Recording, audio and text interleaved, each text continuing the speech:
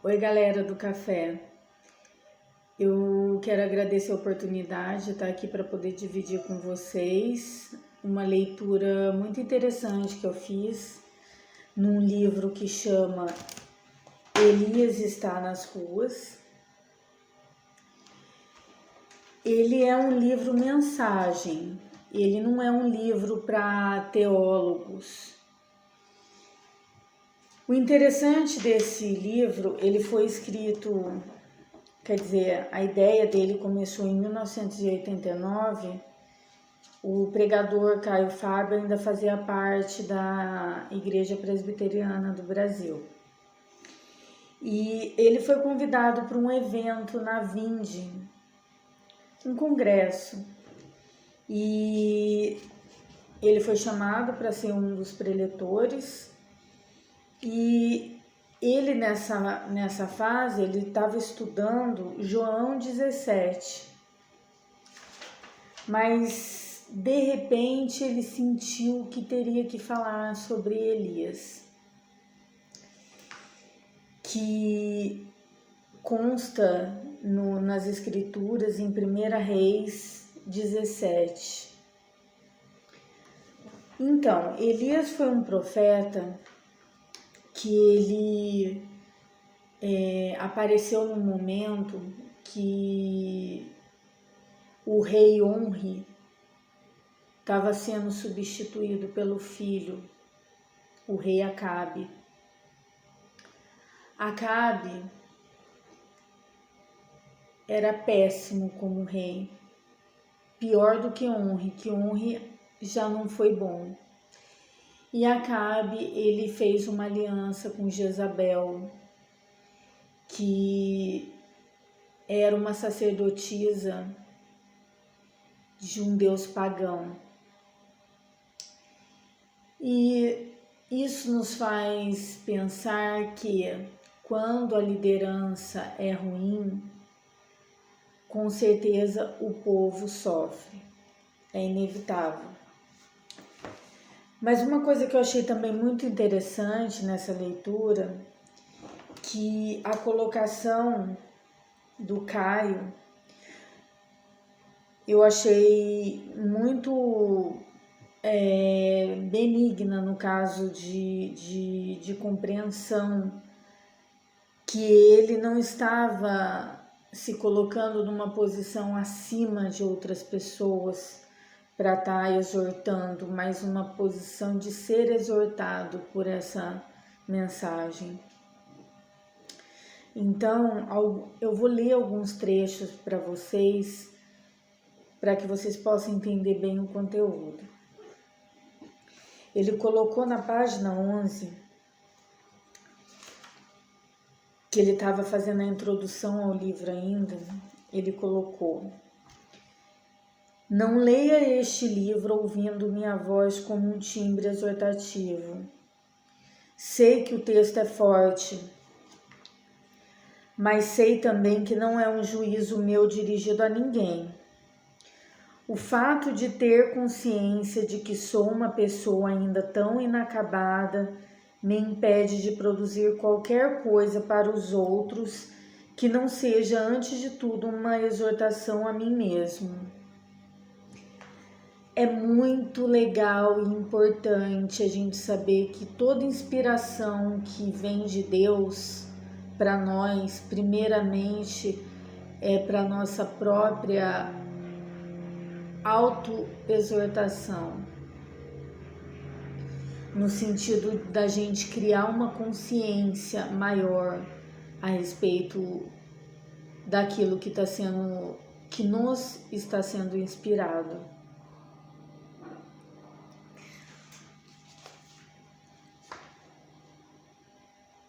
Não entenda que minhas afirmações sobre certas perversões no cristianismo entre nós têm em si a intenção de dizer que tudo está arruinado. Não está. Deus está trabalhando e muito. No entanto, o que temos dito é que as nossas expressões de maior visibilidade nacional, ele falando no caso, porque ele era uma pessoa que tinha muita visibilidade nacional, Aquilo que nos põe nos noticiários de TV, jornal e rádio, como povo de Deus no Brasil, tem sido quase sempre aquelas que, em vez de glorificarem ao Pai que está nos céus, que isso conta numa passagem de Mateus 5,16, fazem o nome de Deus ser blasfemado entre os gentios por nossa causa. Isso está em Romanos 2,24. Então, de início aqui, eu gostaria de colocar que as nossas ações, quando elas têm integridade, quando elas têm sinceridade, quando elas buscam uma justiça, quando elas conseguem enxergar as diferenças de uma forma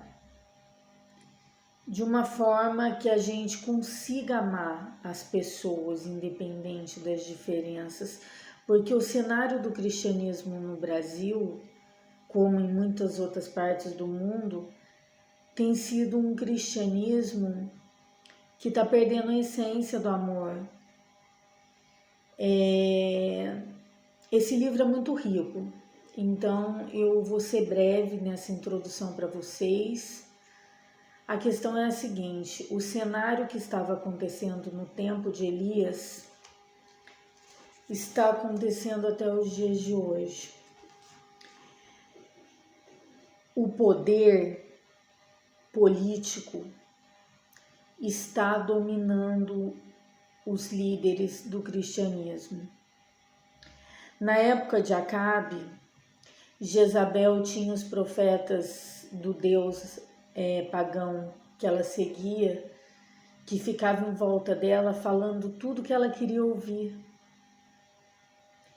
Porque na realidade a religião sem a essência do verdadeiro Deus, ela não modifica ninguém para melhor. Ela não dá coordenadas para a pessoa andar numa justiça. E sim, ela atende às necessidades humanas, egoístas, egocêntricas, narcisistas das pessoas.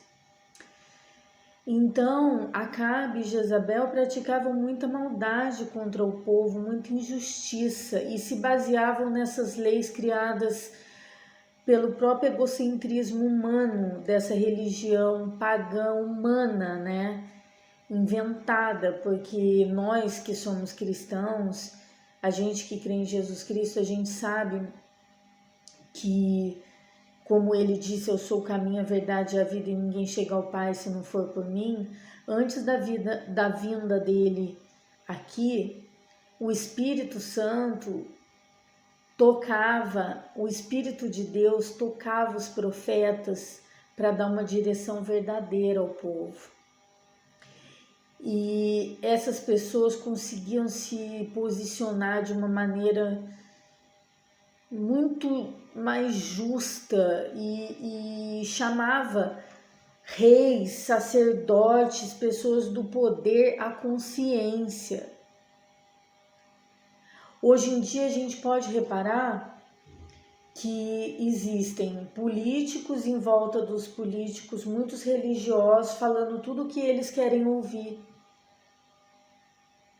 Não, a justiça de Deus nos impulsiona a falar a verdade, por isso que o caminho é estreito, por isso que é difícil servir a Deus, porque servir a Deus é servir a verdade, é buscar a verdade, nem que essa verdade nos coloque numa situação desfavorável em questão.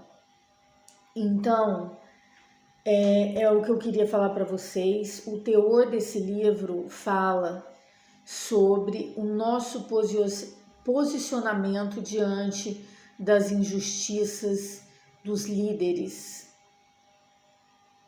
tá bom? Eu vou encerrar por aqui e num outro momento eu volto dando continuidade a esse assunto, mas a ideia mestre é: temos que nos posicionar sempre do lado da verdade e da justiça, como discípulos de Jesus. Amém. Graça e paz a todos.